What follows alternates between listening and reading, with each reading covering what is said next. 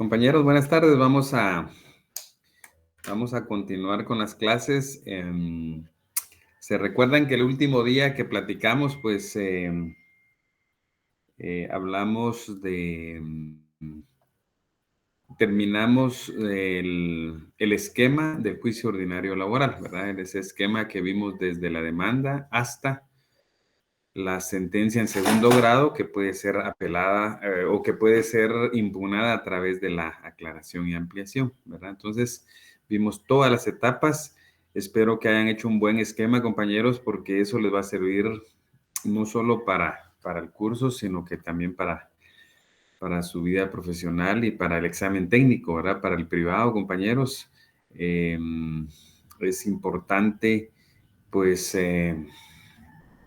tener ese esquema, ¿verdad? Porque el código de trabajo, pues, no lo tiene de esa manera, ¿verdad? Entonces, ese esquema lo vimos bien ordenado y así funciona en la práctica, compañeros. En los casos que hemos tenido la oportunidad de llevar, pues ese es un esquema que cubre todas las etapas. Algunas no se dan, ¿verdad, compañeros? Porque, por ejemplo, en el caso del auto para mejor proveer o mejor fallar, es algo que eventualmente pues, no se da en algunos casos. Entonces, sin embargo, por razones académicas, pues tenemos que estudiar todas las etapas posibles dentro del proceso ordinario laboral. Vamos a hablar hoy, compañeros, sobre la prueba. Se recuerdan que ya hace algunos días, pues les envié un material sobre la prueba, sobre los recursos. Ya ayer también les envié por ahí, compañeros, el calendario de exámenes finales, ¿verdad? Entonces ya estamos muy, muy cerca. Entiendo que el 18 empiezan los exámenes, que ya es la otra semana. Entonces solo vamos a tener, pues ya posiblemente solo la clase del miércoles, aunque vamos a ver qué dice coordinación, ¿verdad? Si hay necesidad de dar clases en los días de exámenes, ¿verdad? Pero si no, sería hasta el próximo martes que estaríamos compartiendo con ustedes el curso, salvo, como les digo, que la coordinación llegara a decir que tenemos que dar clases durante los exámenes, ¿verdad? Pero sería otra cuestión, yo se las haría saber. Entonces, el tema que vamos a platicar hoy es muy importante, compañeros, y es un tema que también hay que ponerle mucha atención, que es el tema de la prueba, ¿verdad? La prueba en el juicio ordinario laboral eh, difiere de la prueba en materia civil, ¿verdad? Entonces, de hecho, vamos a ir haciendo algunas comparaciones ahí cuando vayamos platicando, porque sí es totalmente diferente, digamos, el tema de la prueba.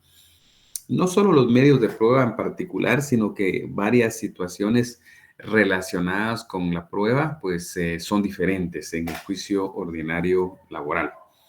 Entonces, y la prueba es básica, compañeros. Ustedes cuando ya puedan egresar de nuestra facultad, tenemos que llevar la claridad, compañeros, que lo que manda es la prueba, ¿verdad? O sea, eh, usted puede decir un montón de cosas. Por ejemplo, plantear una demanda de 100 hojas, pero no presentar ni una prueba. Entonces, de nada sirve, compañeros, porque lo importante es la prueba. ¿Verdad? Porque por un lado se relacionan los hechos y por otro lado se prueban esos hechos para convencer al juez.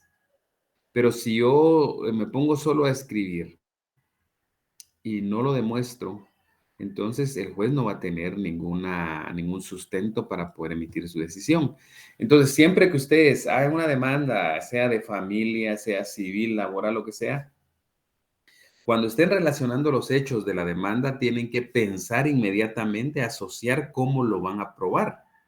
Y en todo caso, si no lo pueden probar, mejor no lo pongan, porque si ustedes relacionan un hecho que no lo pueden demostrar, aunque fuera cierto o falso, lo que sea, de todos modos, ustedes no tienen el medio probatorio.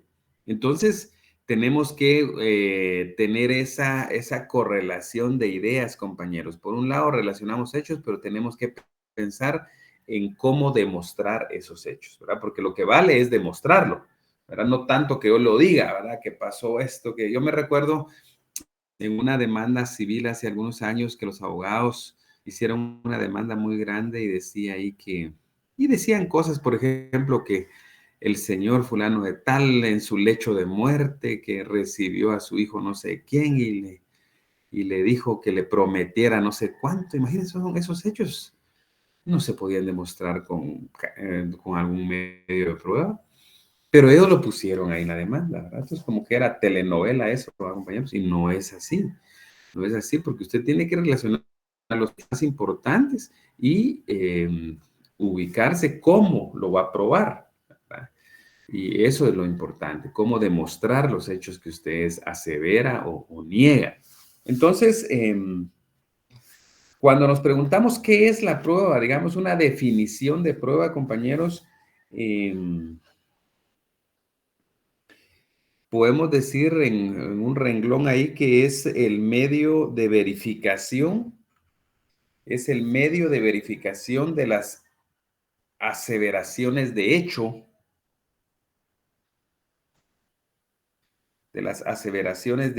afirmativas o negativas.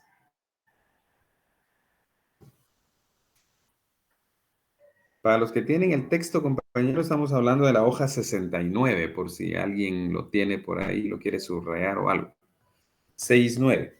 Bueno, entonces dijimos que es el medio de verificación de las aseveraciones de hecho, afirmativas o negativas que las partes procesales formulan en el juicio ordinario laboral. Que las partes procesales formulan en el juicio ordinario laboral. Entonces, efectivamente, compañeros, las partes aseveran ciertos hechos o los niegan, ¿verdad? Entonces, yo puedo decir como trabajador, puedo aseverar que no me pagaron aguinaldo, por ejemplo, en los 10 años que estuve trabajando. Esto es una aseveración afirmativa, ¿verdad? De un hecho afirmativo. Estoy diciendo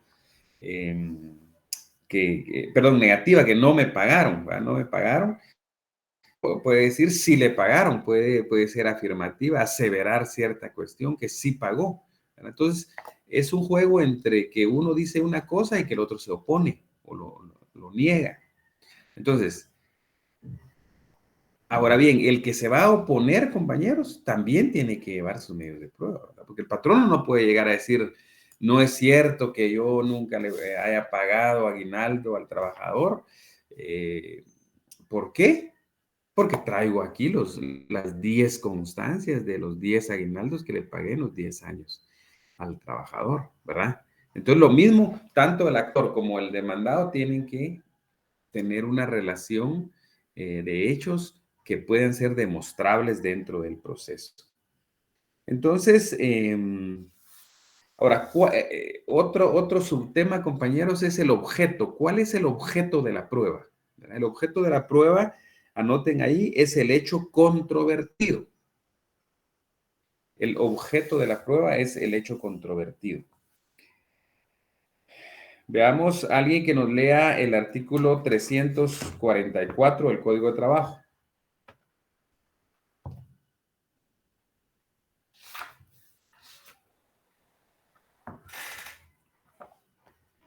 Solo en su primer párrafo, si alguien no lo puede leer. ¿Se lo leo, licenciado?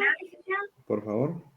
Artículo 344. Si no hubiere avenimiento entre las partes, el juez recibirá inmediatamente las pruebas ofrecidas.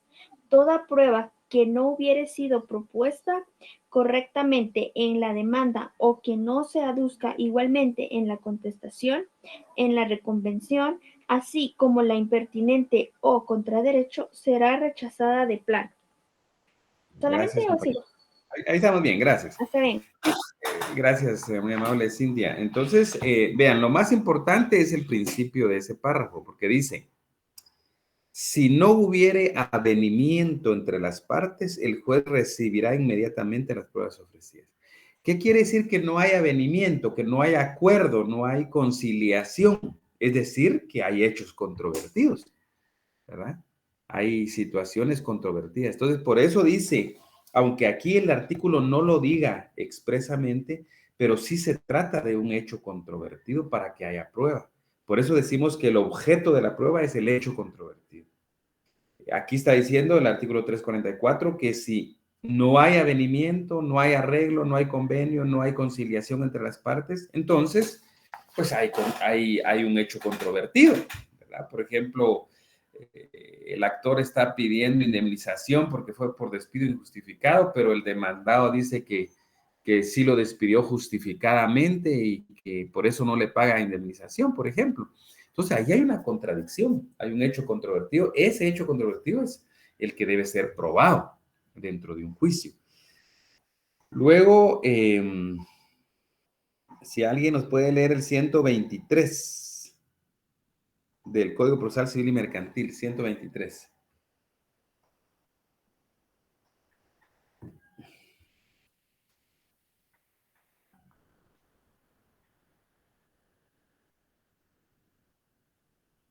Se lo leo yo, licenciado. Por favor. Apertura a prueba, artículo 123. Si hubiere hechos controvertidos, se abrirá a prueba el proceso por el término de 30 días. El término podrá ampliarse a 10 días más cuando sin culpa del interesado no hayan podido practicarse las pruebas pedidas en tiempo. La solicitud de prórroga deberá hacerse por lo menos 3 días antes de que concluya el término ordinario y se tramitará como incidente. Muy bien, gracias compañera. Entonces, ahí Ana nos leyó el artículo 123 del Procesal Civil y Mercantil. Hay que recordar que siempre el Código Procesal Civil es supletorio, compañeros. Cuando algunas cosas no están en el Código de Trabajo, nos vamos al Procesal Civil por la supletoriedad que eso conlleva. Ahora bien, cuando lee la compañera ahí al principio dice, si hubieran hechos controvertidos se abrirá a prueba. Entonces, el Código Procesal Civil es más claro todavía, más explícito en este sentido, en su regulación, porque dice, si hubiere hechos controvertidos, se abrirá a prueba el proceso. Entonces, por eso decimos, podemos afirmar, compañeros, que el objeto de la prueba es el hecho controvertido. En el Código de Trabajo no usa ese término, pero sí dice que si no hay conciliación, o sea, es decir, hay contradicción, entonces se abrirá a prueba. Bien. Eso es en cuanto al objeto. Es en cuanto al objeto de la prueba. Vamos a la finalidad. Otro subtítulo, compañeros, la finalidad.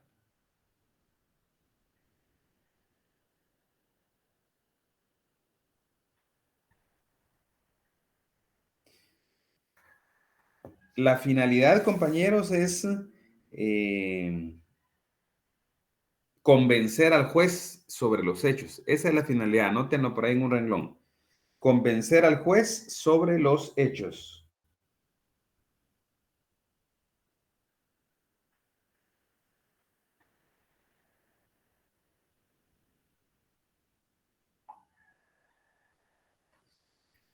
Convencer al juez sobre los hechos. Entonces, lo que dijimos al principio, compañeros, la idea, la finalidad de la prueba es aportarle al juzgador todos los elementos para convencerlo a él. Yo no estoy convenciendo a la otra parte, a la parte contraria o a otro sujeto. Yo estoy convenciendo al juez. A él le estoy yo aportando elementos probatorios para que tenga fundamento para emitir su decisión.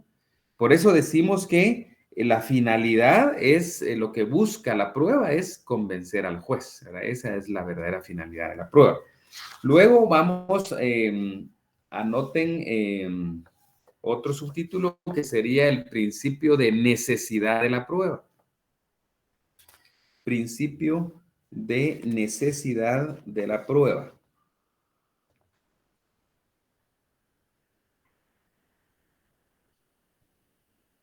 Anotemos ahí, compañeros, los hechos sobre los cuales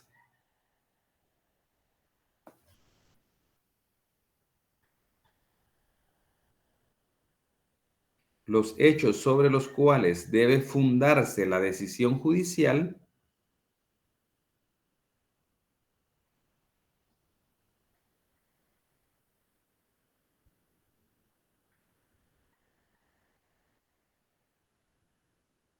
deben ser demostrados con las pruebas aportadas al proceso. Deben ser demostrados con las pruebas aportadas al proceso. Bueno, ¿qué significa esto, compañeros? Que existe este principio que conlleva la necesidad de aportar medios de prueba para demostrar los hechos y que si eso no ocurre, el juez no va a tener elementos para tomar decisiones, ¿verdad? Aunque un hecho sea cierto, ¿verdad? Un hecho puede ser totalmente cierto, pero si no fue probado, entonces no se puede tomar en consideración, aunque sea un hecho cierto, ¿verdad?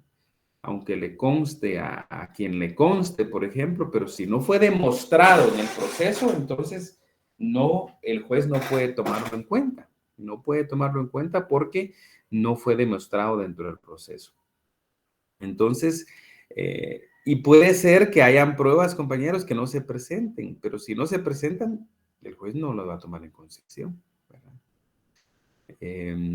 Les hablábamos el otro día la importancia, digamos, del ofrecimiento de la prueba y que tratar de ofrecer la prueba que sea necesaria dentro de una demanda o una contestación de demanda, porque si no se hace, de balde es que yo tenga una prueba. Yo puedo decirle al juez incluso en una audiencia, mire, yo aquí tengo un documento que demuestra esto que estamos hablando, pero el juez ya no me lo puede recibir.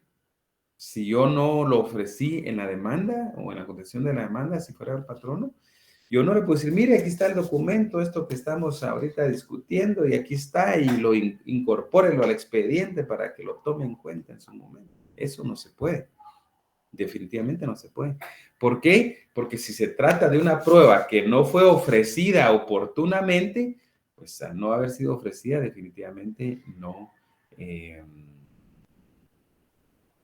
puede ser tomada en consideración. Entonces, por eso decimos que cuando se hacen las demandas o contestaciones de la demanda, tenemos que tener, pues, esa acuciosidad, compañeros, ese cuidado de que los medios de prueba que podamos ofrecer y oportunamente que puedan ser recibidos o diligenciados, pues que sean medios de prueba que puedan servir al juez para tomar la decisión. Bueno, vamos con otro subtema, compañeros, que es el procedimiento probatorio, ¿verdad? Podemos poner como subtítulo procedimiento probatorio.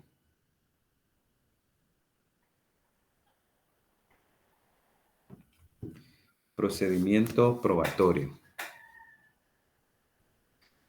Bien, hace algunos días platicamos, compañeros, pero hoy vamos a ver más detenidamente esto del procedimiento probatorio que se da en el ámbito laboral, que es muy diferente al procedimiento probatorio en el ámbito civil, ¿verdad? Ahí tiene ciertas distinciones, ¿verdad? Entonces nos vamos a enfocar en el procedimiento probatorio del juicio ordinario laboral. Este tiene, compañeros, tiene 4 etapas. Anotémoslas y después vamos a ir viendo una por una. El ofrecimiento es la primera. La admisión o rechazo es la segunda.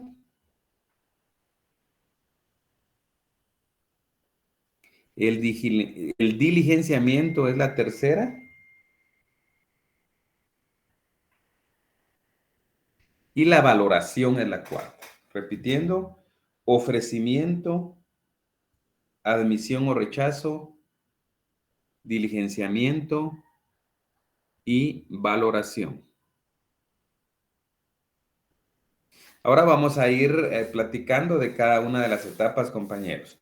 En primer lugar está el ofrecimiento. Hablemos algo del ofrecimiento. Mario López Larrabe, ¿verdad, compañeros? Mario López Larrabe, pues él en su tesis en su tesis de grado en la facultad, él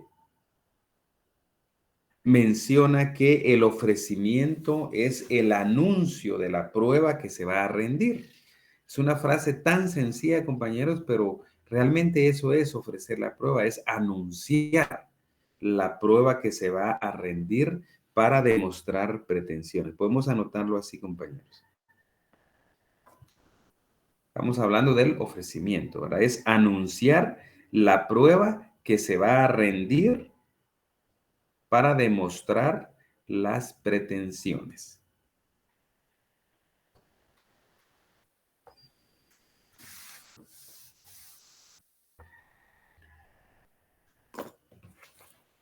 Veamos el artículo 332, compañeros.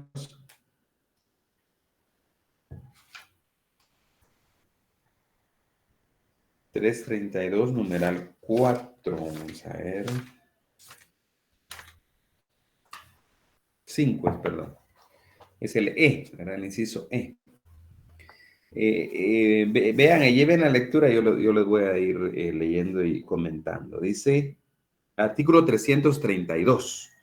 Toda demanda debe contener, y empieza los incisos A, B, C, D, E. En el inciso E dice, enumeración de los medios de prueba con que se acreditarán los hechos, individualizándolos en forma clara y concreta según su naturaleza, expresando los nombres y apellidos de los testigos y su residencia si se supiere, lugar en donde se encuentran los documentos que detallará, elementos sobre los que practicará inspección ocular o expertaje. Esta disposición no es aplicable a trabajadores en los casos de despido, pero si ofrecieren pruebas deben observarla. Entonces, ustedes pueden apreciar ahí, compañeros, que ese inciso dice enumeración, es la primera palabra que tiene, enumeración de los medios de prueba. ¿Qué es enumerar, compañeros? No sé qué pensaba realmente el legislador y los asesores cuando redactan en este artículo, cuando dice que se enumeren los medios de prueba. O sea, enumerar es ponerle número, ¿verdad? Entonces, número 1, digamos, confesión judicial. Número 2, documentos. Número 3, tal. Pero en realidad no es así. El ofrecimiento es algo más técnico, no es solo enumerar. Entonces, aquí el legislador debió indicar ofrecimiento de los medios de prueba. Entonces, en lugar de la palabra enumeración, debió haber indicado ofrecimiento del medio de prueba, porque esa es la primera etapa del procedimiento probatorio en el ámbito laboral. Entonces, de ahí podemos anotar, compañeros, ya en sus apuntes que la prueba se ofrece en la demanda, ¿verdad? Que es lo que aquí estamos viendo, el 332, inciso E, ¿verdad? Que se ofrece en la demanda. Pero luego veamos, hay un artículo, dice el 339, avance al Código de Trabajo, artículo 339, que dice, lo estatuido en los artículos 332, que son los que acabamos de leer, las pruebas. Dice, es aplicable a la contestación de la demanda, reconvención y a la contestación de esta. Entonces, quiere decir que el mismo requisito que se pide para la demanda de ofrecer pruebas, según este artículo 339, anótenlo ahí, el 339 del Código de Trabajo, pues entonces lo mismo se hace en la contestación de demanda, en la reconvención y contestación de la reconvención. Entonces, ahí estamos hablando de 4 documentos, 4 actos procesales en los cuales se hace un ofrecimiento de prueba. Se hace en la demanda, ya dijimos primero, luego en la contestación de demanda, luego en la reconvención y en la contestación de la reconvención. Son 4 momentos que ya mencionamos de ofrecimiento de prueba.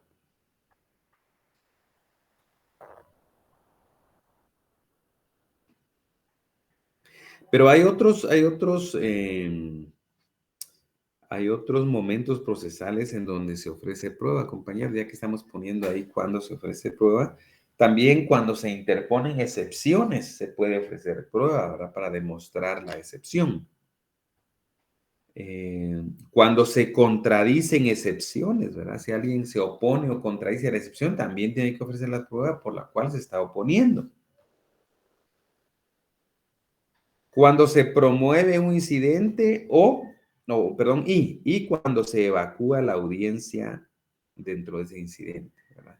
También, porque hay que recordar que en el ámbito laboral ya hemos hablado de que hay varios incidentes que pueden promoverse. Entonces, tanto en la promoción del incidente como en la evacuación de la audiencia del incidentado, ¿verdad? Es que se tienen que ofrecer pruebas. En resumen, compañeros, se ofrece prueba en la demanda, en la contestación de demanda, reconvención, contestación de reconvención, interposición de excepciones, contradicción de excepciones, promoción de incidente y en la evacuación de audiencia conferida en incidente.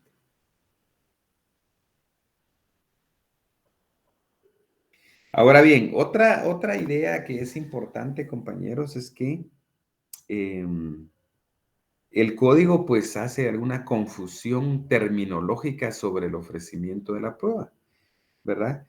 Ya vimos que dice enumeración de pruebas, que no es correcto. En otros lados del código dice proposición de prueba, por ejemplo. La proposición es algo que no es igual al ofrecimiento, ¿verdad? Si uno hace un análisis técnico, usted no puede decir que proponer una prueba es ofrecerla, no, son actos procesales distintos. En el ámbito civil está más claro, ¿verdad? Aquí no hay mucha claridad, pero en el ámbito civil sí. ¿Por qué? Porque en un momento dado se ofrece la prueba, ¿verdad? Por ejemplo, en la demanda, contestación de la demanda, se ofrece la prueba. Pero esa prueba se va a proponer en otro momento procesal. O sea que la proposición es un acto procesal distinto al ofrecimiento. El Código de Trabajo, lamentablemente, en algunas partes se hace mención de la propuesta de los medios de prueba, equiparando esta situación a lo que se considera técnicamente un ofrecimiento, lo cual es incorrecto, ¿verdad? Porque repito, una cosa es ofrecer y otra cosa es proponer. En términos técnicos, se ofrece en la demanda, por ejemplo, en un juicio civil, pero se propone cuando se abra prueba. Ahí se hace una proposición de medios de prueba, ¿verdad? Entonces, en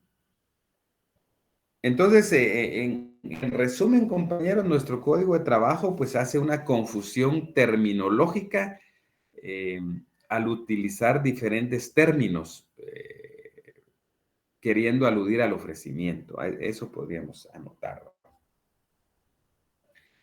Bueno, ahora bien, si yo ofrecí una prueba, escuchen bien esto, compañeros, si yo ofrecí una prueba, pero pierdo interés en la prueba, por alguna razón ya no me interesa, ¿verdad? Entonces puedo renunciar a la prueba, ¿verdad? Eso es importante, ¿verdad? Que existe la figura de la renuncia a la prueba. Digamos que yo ofrecí testigos, por decir algo, en la demanda, pero viene la audiencia y ellos no llegan. Entonces yo puedo decir, bueno, renuncio a la prueba de declaración testimonial, por ejemplo. ¿Ah? Entonces cualquier prueba puede ser renunciada si yo, como parte interesada que ofrecí esa prueba, pues haya perdido el interés en la misma, ¿verdad? Entonces anotemos ahí que ahí lo que procede es una renuncia a la prueba.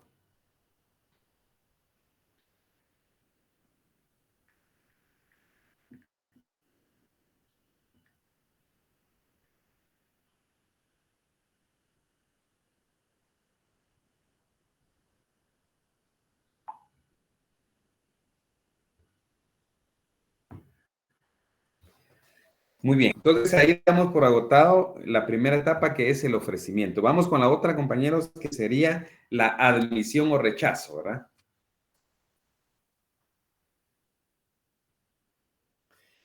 Esto ya le corresponde al juez, ¿verdad? El juez puede admitir o puede rechazar los medios de prueba.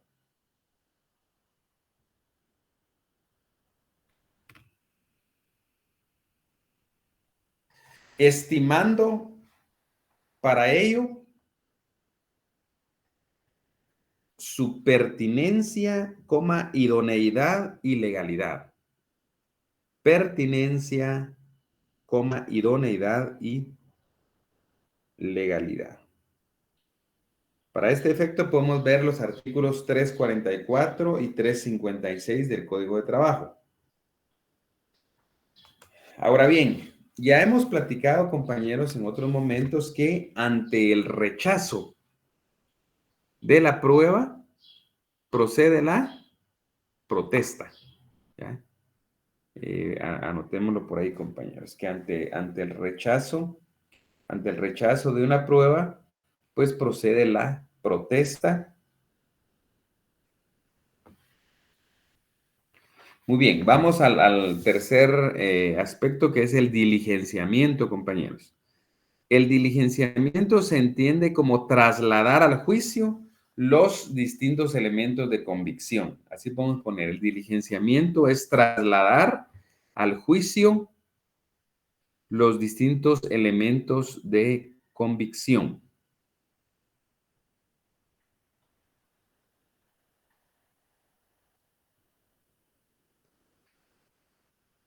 El diligenciamiento, también llamado en la doctrina desahogo de prueba. El diligenciamiento, llamado también en la doctrina desahogo de prueba, se refiere a la práctica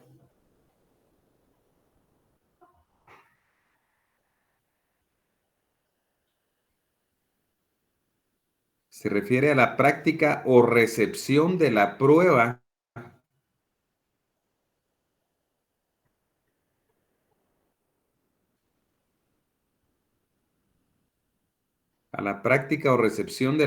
oportunamente ofrecida y admitida. Oportunamente ofrecida y admitida.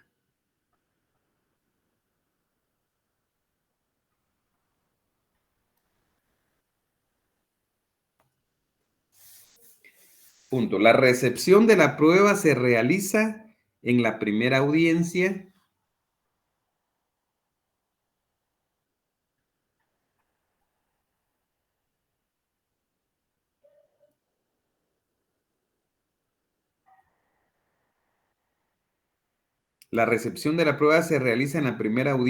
después de la contestación de la demanda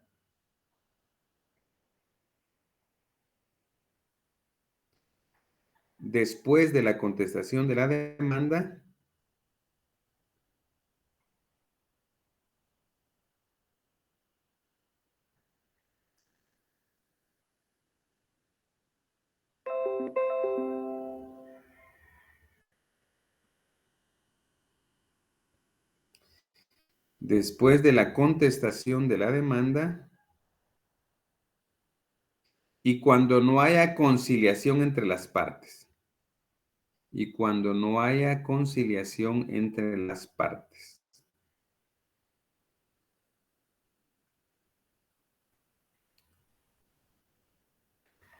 Punto. El diligenciamiento de prueba también puede realizarse. El diligenciamiento de prueba también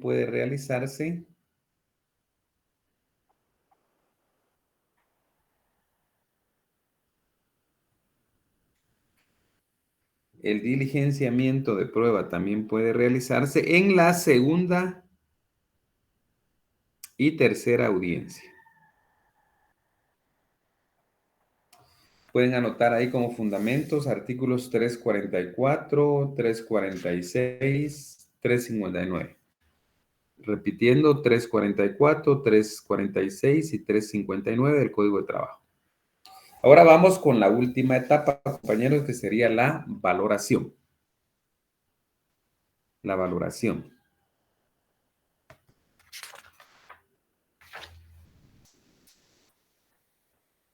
La valoración, compañeros, se refiere a qué grado de convencimiento sobre la veracidad de los hechos tiene la prueba.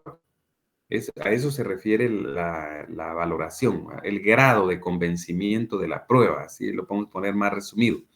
El grado de convencimiento de la prueba, a eso se llama valoración.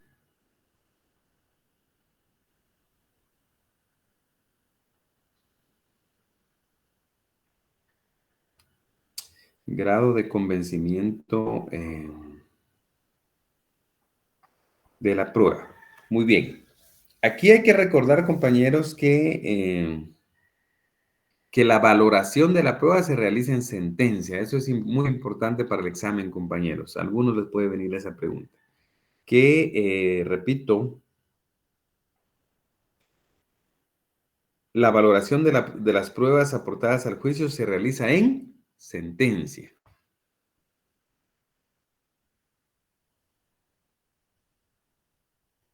Eso es en primer, perdón, Lick, buenas tardes. Eso es en primer grado y segundo grado, ¿verdad?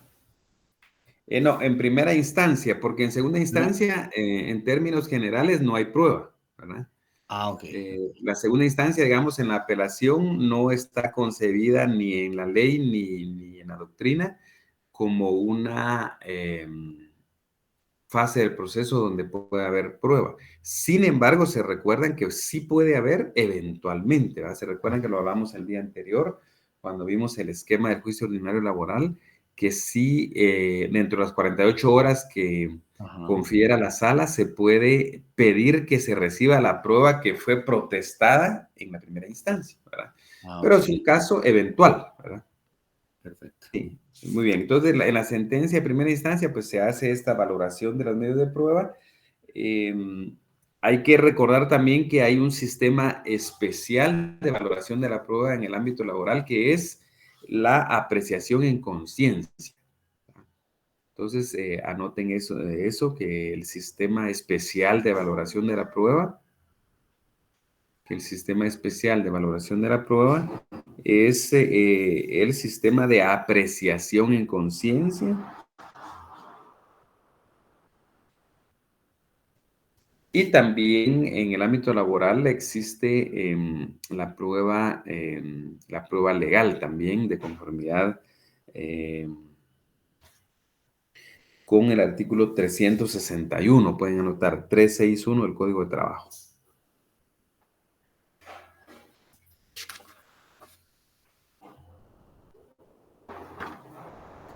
Hablemos de la inmediación, compañeros. La inmediación, ¿se recuerdan que uno de los principios procesales que vimos en las primeras clases era precisamente el de la inmediación procesal, ¿verdad? Y para ese efecto, compañeros, alguien que nos pueda leer el artículo 321.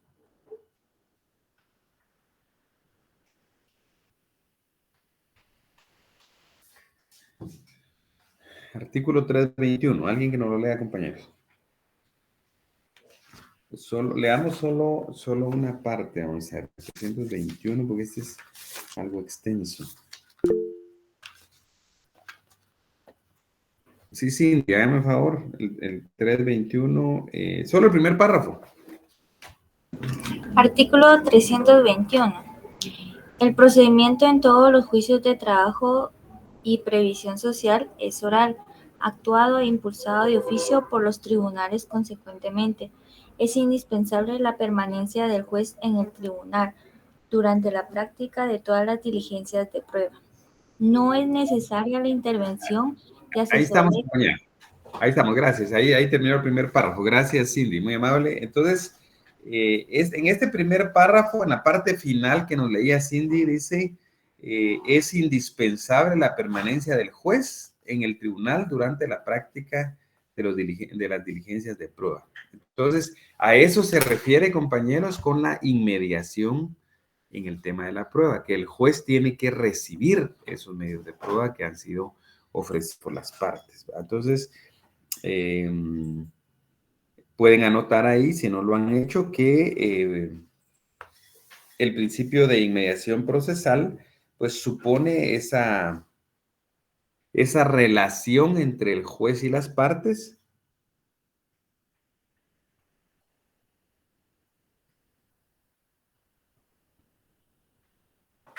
y que las pruebas sean recibidas directamente por el juez. Y que las pruebas sean recibidas directamente por el juez.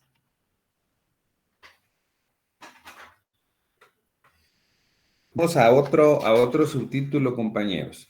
Pasemos a la prueba inadmisible. Hablemos algo de la prueba que no se admite, ¿verdad? Inadmisible.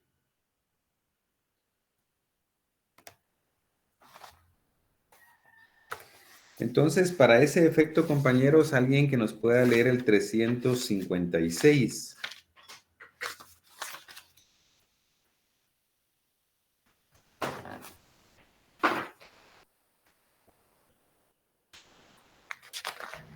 ¿Se lo leo, licenciado?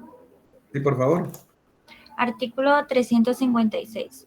Los tribunales de trabajo y previsión social no admitirán pruebas extemporáneas, contrarias a derecho o impertinentes. En caso de denegatoria de recepción de pruebas, los litigantes tienen derecho a que se haga constar su protesta y a solicitar la recepción de estas en segunda instancia y la sala resolverá lo procedente. Muy bien, gracias, compañero. Entonces, ahí precisamente en ese artículo, compañeros, anótenlo, es el artículo 356. Ahí está la prueba inadmisible. Y ahí están los tres tipos de pruebas que no se admiten, ¿verdad? Ahí están en el segundo renglón cuando dice las pruebas extemporáneas, contrarias a derecho o impertinentes. Entonces, esas tres tipos de prueba no son admisibles en el juicio ordinario laboral. Repitiendo, son inadmisibles las pruebas siguientes, las extemporáneas, las contrarias a derecho y las impertinentes, para que lo anoten, compañeros.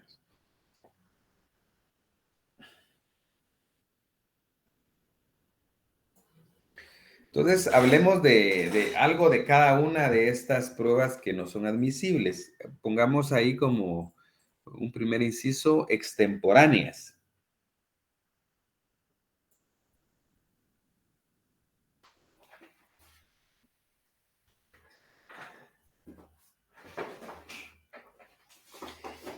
En este caso, compañeros, las pruebas que no fueron ofrecidas en el momento procesal oportuno no pueden ser recibidas ya en el diligenciamiento de la prueba. A eso se refiere las extemporáneas, ¿verdad? Es decir, si alguien quiere aportar prueba, pero ya en un momento inadecuado, ¿verdad? Cuando ya pasó la etapa de ofrecimiento de la prueba, por ejemplo.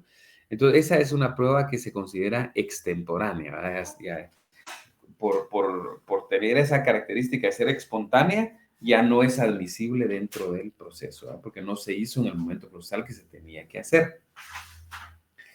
Bueno, el inciso B, compañeros, pongamos contrarias a derecho.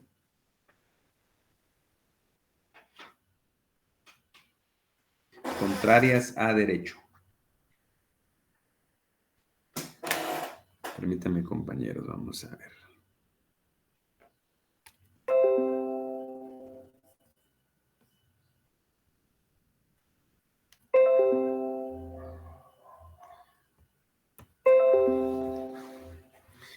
Bien, entonces, la segunda es contraria a derecho. Se refiere a las pruebas, compañeros, se refiere a las pruebas que no están reconocidas legalmente en el derecho del trabajo.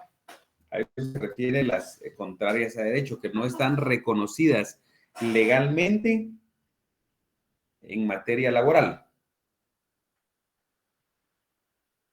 Por ejemplo, si se ofrece declaración de parte cuando lo correcto es confesión judicial.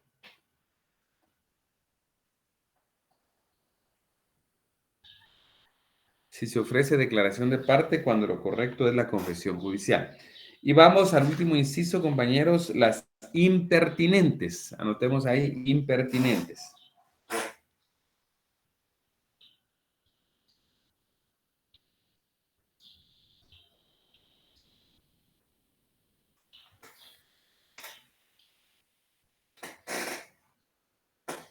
Son las pruebas que no conducen a la convicción judicial.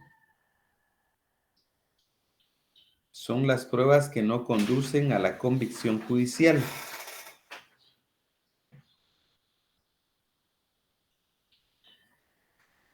Por ejemplo, ofrecer confesión judicial del actor.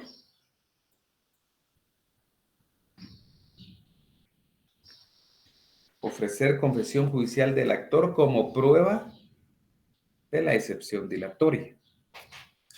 De la excepción dilatoria de demanda defectuosa. Ahora pongamos como subtítulo, compañeros, la protesta. Protesta. Permítame un segundo, compañeros.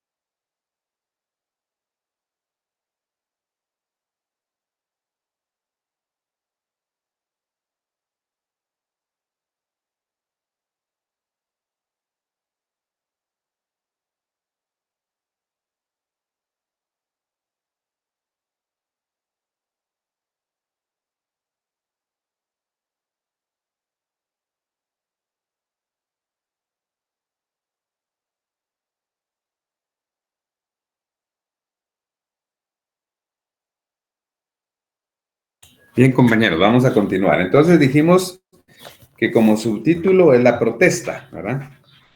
Y ya leímos en ese artículo 356 cuando dice que los litigantes tienen derecho a que se haga constar su protesta y a solicitar la recepción de estas en la segunda instancia y la sala respectiva resolverá lo procedente. Entonces,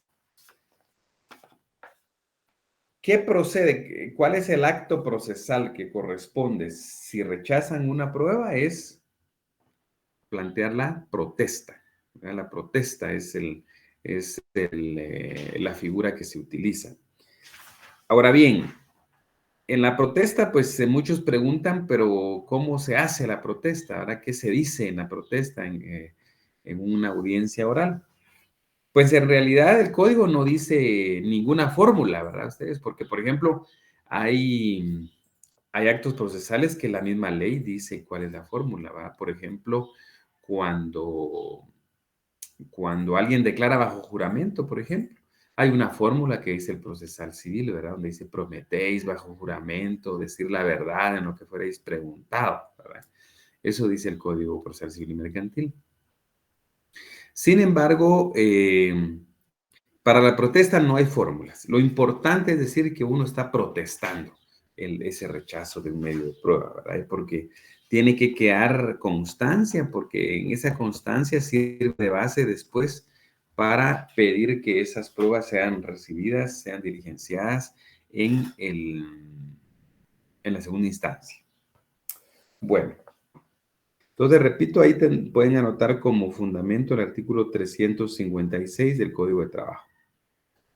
Vamos a ver, compañeros, ahora el principio de inversión de la carga de la prueba. Principio de inversión de la carga de la prueba.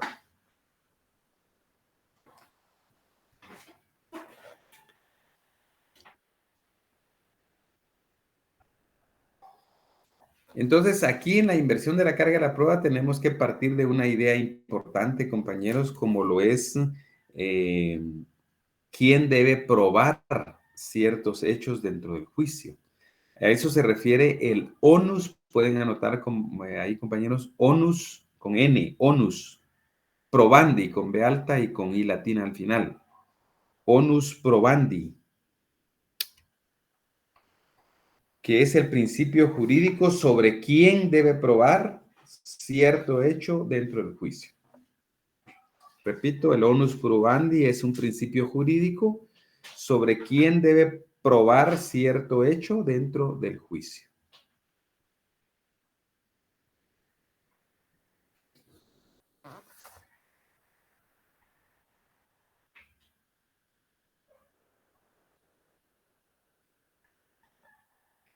Normalmente, compañeros, en el derecho, quien asevera algo tiene que probarlo, ¿verdad? Es una regla muy importante, sobre todo en civil, ¿verdad? Quien asevera, quien contradice, tiene que demostrarlo. Veamos, alguien que nos pueda leer el 126 del procesal civil. 126 procesal civil.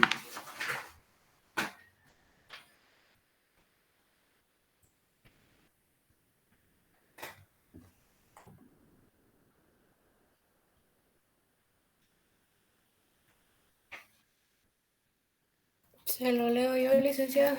Por favor, compañera. Artículo 126. Carga de la prueba. Las partes tienen la carga de demostrar sus respectivas proposiciones de hecho. Quien pretende algo ha de probar los hechos constitutivos de su pretensión. Quien contradice la pretensión del adversario ha de probar los hechos extintivos o las circunstancias impeditivas de esa pretensión. Sin perjuicio de la aplicación de las normas precedentes, los jueces apreciarán, de acuerdo con lo establecido en el artículo siguiente, las omisiones o las deficiencias en la producción de la prueba. Muy bien, gracias, compañera. Entonces, lo que rescatamos de lo que leyó la compañera es que la carga de la prueba la tienen quien asevera algo o quien contradice algo. Eso dice el 126 del procesal civil. Entonces, quien asevera algo, los hechos constitutivos de una pretensión, él tiene que probar, y el que se opone a ellos también tiene que probar la razón de su oposición.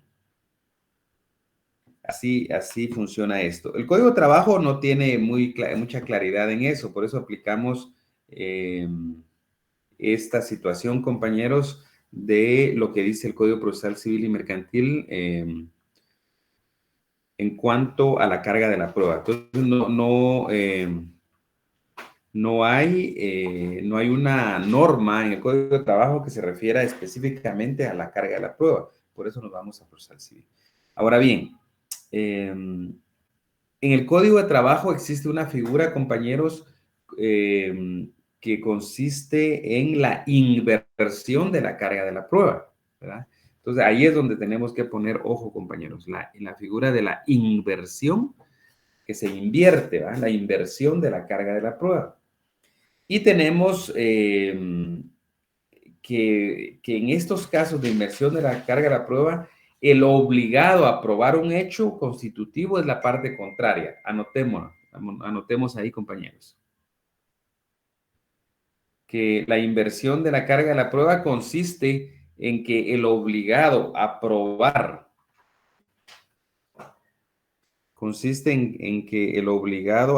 un hecho constitutivo es la parte contraria. Así anotemos.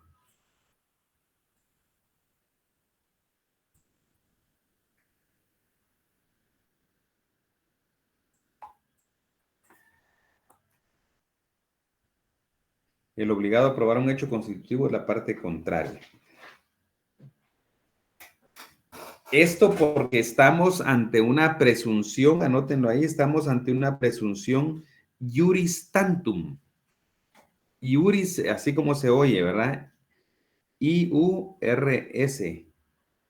Iuris. Iuris tantum. La primera es N, la segunda es M. Tantum. T-A-N-T-U-M. TUM. Presunción juris tantum.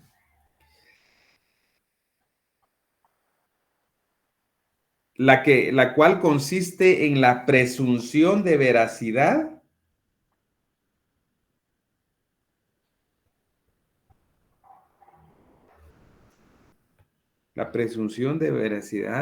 de la demanda del trabajador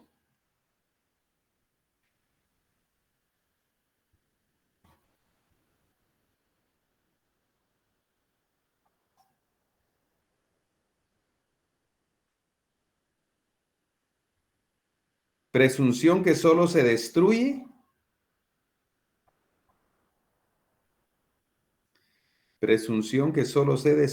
con la prueba en contrario que aporte el patrón.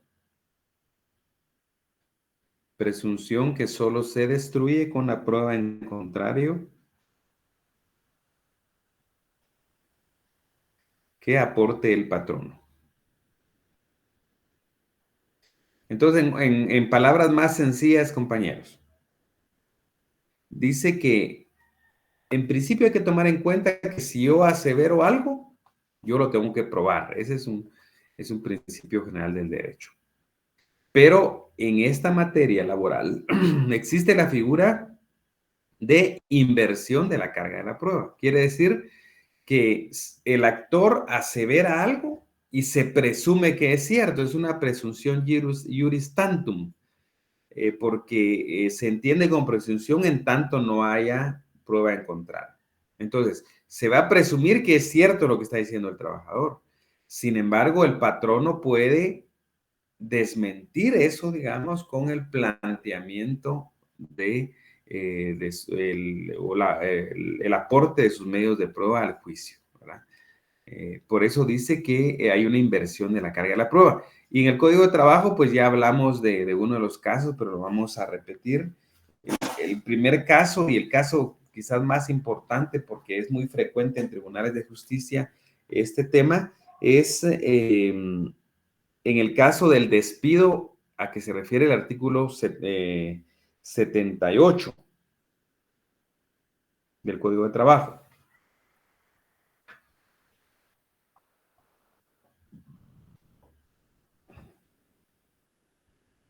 Y que le da derecho al trabajador a emplazar a su patrono,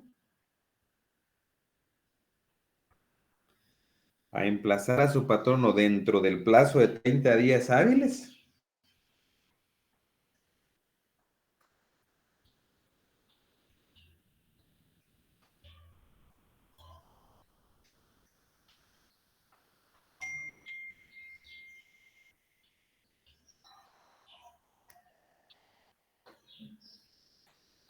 Con el objeto que sea la contraparte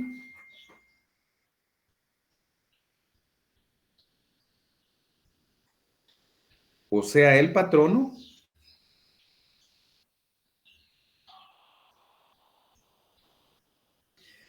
quien pruebe la justa causa del despido.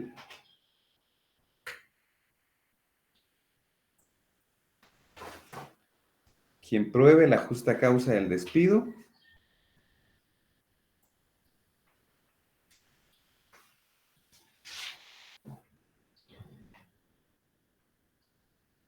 y de no probarlo,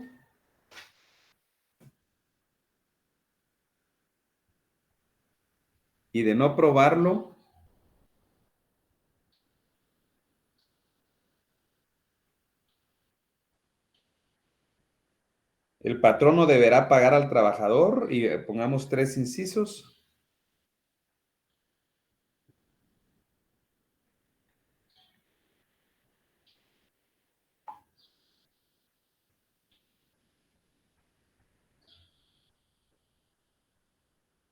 Indemnización por tiempo servido.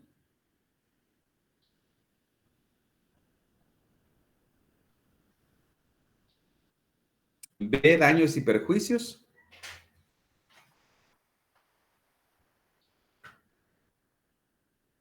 Y C, costas judiciales.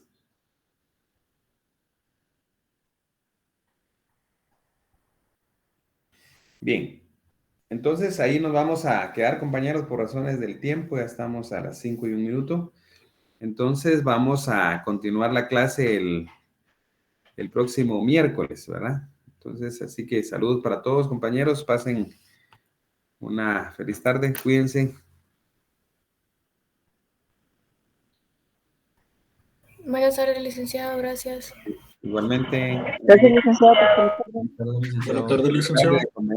Feliz tarde. Gracias, licenciado, feliz fin de semana. Igualmente.